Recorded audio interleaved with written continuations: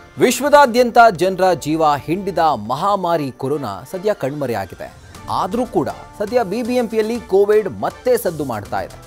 ಆದರೆ ವೈರಸ್ನಿಂದಾಗಿ ಅಲ್ಲ, ಬದಲಿಗೆ ಕೋವಿಡ್ ಟೈಮ್ನಲ್ಲಿ ಆದಂಥ ಹಗರಣಗಳಿಂದ. ಏನದು ಅಕ್ರಮ ಅಂತ ಹೇಳ್ತೀರಾ? ಈ ಸ್ಟೋರಿಗೆ ನೋಡಿ.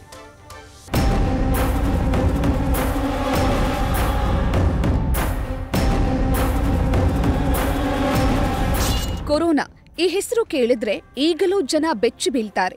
ಅಷ್ಟರ ಮಟ್ಟಿಗೆ ಈ ಹೆಮ್ಮಾರಿ ಜನರ ಜೀವ ಮತ್ತು ಜೀವನವನ್ನ ಹೈರಾಣಾಗಿಸಿದೆ. ಆದ್ರೆ ಅಂತಹ ಕಷ್ಟದ ಸಮಯದಲ್ಲೂ ಕೆಲವರು ತಮ್ಮ ಬೇಳೆ ಬೇಯಿಸಿಕೊಂಡಿದ್ದು ಈಗ ಬಯಲಾಗ್ತಿದೆ.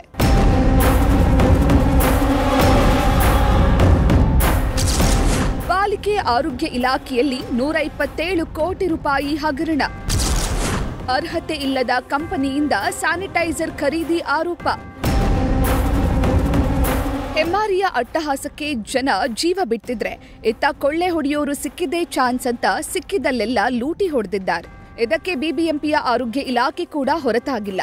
ಆರೋಗ್ಯ ಇಲಾಖೆಯಲ್ಲಿ 127 ಕೋಟಿ ರೂಪಾಯಿ ಹಗರಣ ನಡೆದಿರೋ ಆರೋಪ ಮತ್ತೆ ಕೇಳಿ ಬಂದಿದೆ. ಅರ್ಹತೆ ಇಲ್ಲದ ಕಂಪನಿಯಿಂದ ಸ್ಯಾನಿಟೈಸರ್ ಖರೀದಿಸಿರುವ ಆರೋಪವಿದ್ದು, ಬಿಬಿಎಂಪಿ ಆರೋಗ್ಯ ಇಲಾಖೆಯ ವಿಶೇಷ ಆಯುಕ್ತ ಸೂರಳ್ಕರ್ ವಿಕಾಸ್ ಕಿಶೋರ್ ತನಿಖೆಗೆ ಸೂಚಿಸಿದ್ದಾರೆ. ಯಲಹಂಕ ಬಾಟರಾಯನಪುರದಲ್ಲಿ ಹಜ್ ಭವನದಲ್ಲಿ ಕೋವಿಡ್ ಸೆಂಟರ್ ಸ್ಥಾಪನೆ ಮಾಡಲಾಗಿತ್ತು. ಆ ಸೇಫ್ ಫ್ಯಾಮಿಲಿ ಎಂಟರ್ಪ್ರೈಸಸ್ ಸಂಸ್ಥೆಯಿಂದ ಸ್ಯಾನಿಟೈಸರ್ ಮಾಸ್ಕ್ ಖರೀದಿ ಮಾಡಲಾಗಿತ್ತು. ಆದರೆ ಈ ಸಂಸ್ಥೆ ಆರೋಗ್ಯ ಸುರಕ್ಷತೆಗೆ ಸಂಬಂಧಿಸಿದ ಸಾಮಗ್ರಿ ಪೂರೈಸುವ ಕಂಪನಿಯೂ ಅಲ್ಲ. ಆಹಾರ ಸುರಕ್ಷತೆಗೆ ಸಾಮಗ್ರಿಗಳನ್ನು ಪೂರೈಸುವ ಅರ್ಹತೆಯನ್ನೂ ಹೊಂದಿರಲಿಲ್ಲ. ಈ ಕಂಪನಿ ಎಲೆಕ್ಟ್ರಿಕ್ ಉಪಕರಣಗಳನ್ನು ಸರಬರಾಜು ಮಾಡಲಷ್ಟೇ ಅರ್ಹತೆ ಹೊಂದಿತ್ತು. ಆದರೂ ಈ ಕಂಪನಿಗೆ ಗ್ಲೌಸ್ ಮಾಸ್ಕ್ಗಳಿಗೆ 12% ಜಿಎಸ್ಟಿ ನಿಗದಿ ಮಾಡಿಸಿದ್ರೂ 18% ಪಾವತಿ ಮಾಡಲಾಗಿದೆ. ಅಷ್ಟೇ ಅಲ್ಲ, ಇನ್ವಾಯ್ಸ್ ಸಂಖ್ಯೆಯನ್ನ ಕೈ ಬರಹದಲ್ಲಿ ನಮೂದಿಸಿ ಅಕ್ರಮ ಎಸಗಿರುವ ಆರೋಪ ಕೇಳಿಬಂದಿದೆ. ಅದು ಇನ್ಫಾರ್ಮೇಷನ್ ನನಗೆ ಕೇಳಿದ್ದೀರಿ. ಅದನ್ನು ನಮ್ಮ ಸಂಬಂಧಪಟ್ಟಂಥ ಅಧಿಕಾರಿಯವರಿಗೆ ಅದನ್ನು ಕ್ರೋಢೀಕರಿಸಿ ಸಲ್ಲಿಸಲಿಕ್ಕೆ ನಿರ್ದೇಶನ ನೀಡಿದ್ದೀನಿ. ನಿಮ್ಮ ಗಮನಕ್ಕೆ ಏನಾದ್ರು ಬಂತು ಸರ್? ಇಲ್ಲ, ಅದು ಬಂದನ್ನು ಅವರು ಇನ್ಫಾರ್ಮೇಷನ್ ಕೊಟ್ಟ ನಂತರನೇ ಬರೋದು. ಒಟ್ನಲ್ಲಿ ಕೋವಿಡ್ ಟೈಮ್ನಲ್ಲಿ ಆದ ಹಗರಣಗಳು ಈಗ ಬೆಳಕಿಗೆ ಬರ್ತಿವೆ.